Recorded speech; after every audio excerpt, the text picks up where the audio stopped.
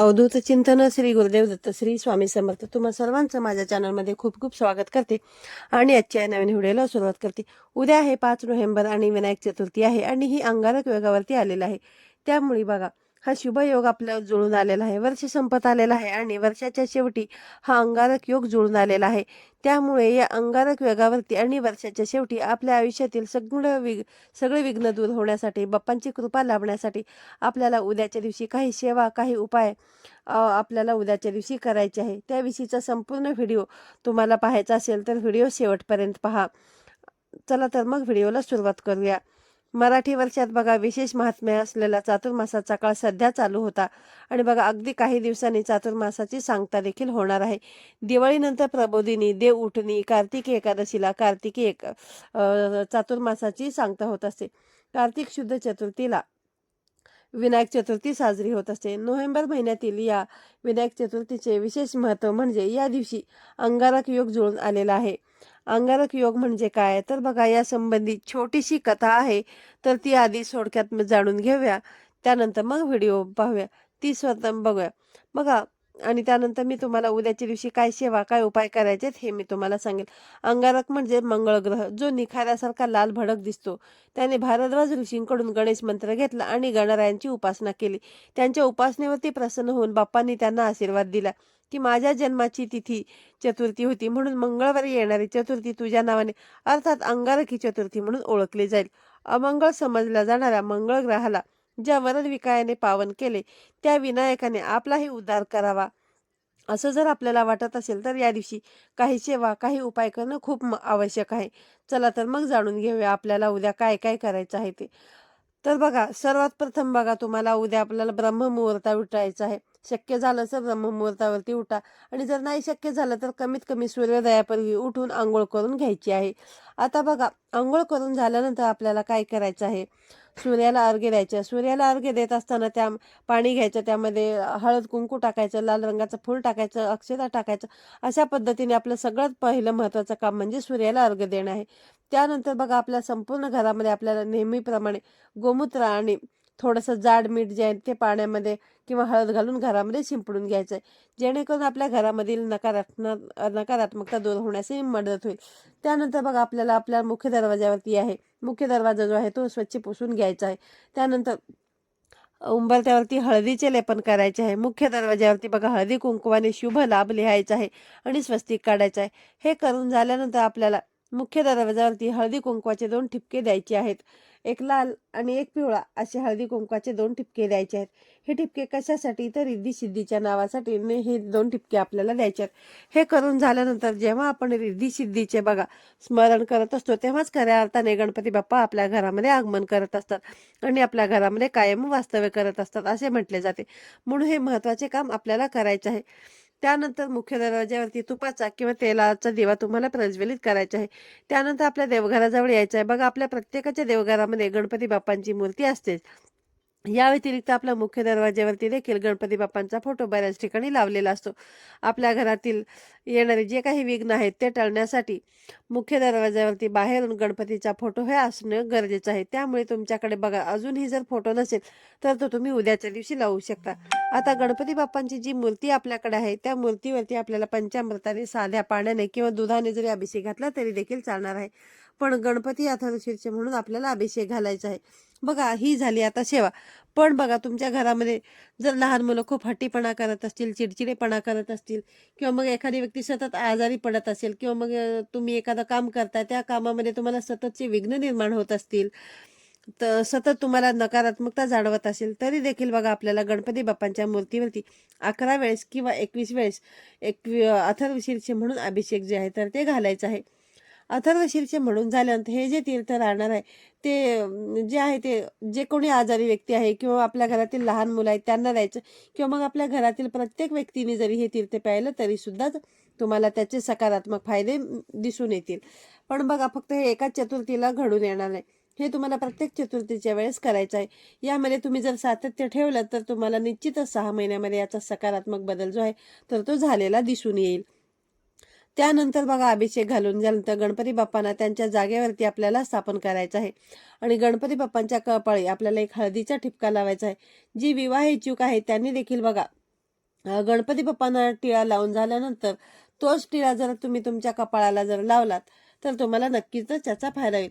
आणि बघा, जर तुम्ही घरामधून एखाद्या महत्त्वाच्या कामासाठी बाहेर जातात, त्यावेळेस तुम्ही बाप्पांच्या कपाळाला हळदीचा ठिपका लावला आणि तोच ठिपका आपल्या कपाळी जर तुम्ही लावला तर निश्चितच बघा, तुम्ही ज्या कामाला जाणार आहात ना त्या कामामध्ये तुम्हाला 100% यश नक्कीच मिळेल. हा उपाय तुम्ही करून पहा.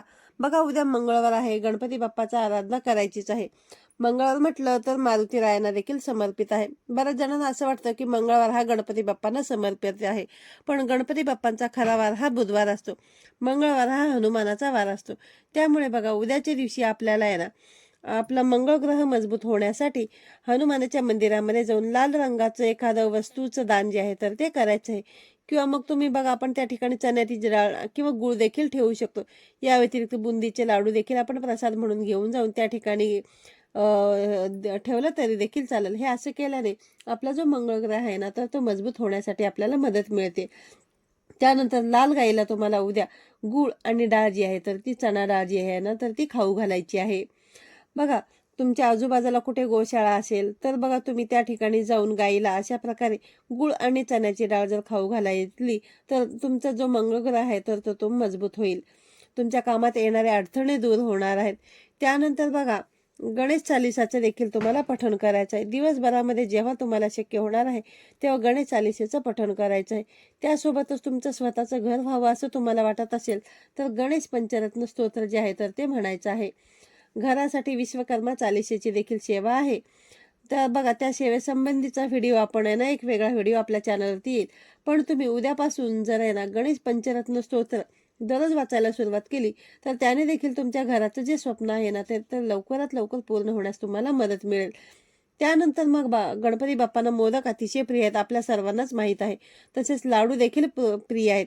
हा नैवेद्य देखील तुम्ही ठेवू शकता. पण बघा, एखाद्या इच्छापूर्तीसाठी किंवा मग एखादं काम पूर्ण होण्यासाठी तुम्हाला गुळाचे छोटे छोटे लाडू बनवायचे आहेत. 11, 21, 51 तुम्ही कितीही बनवू शकता.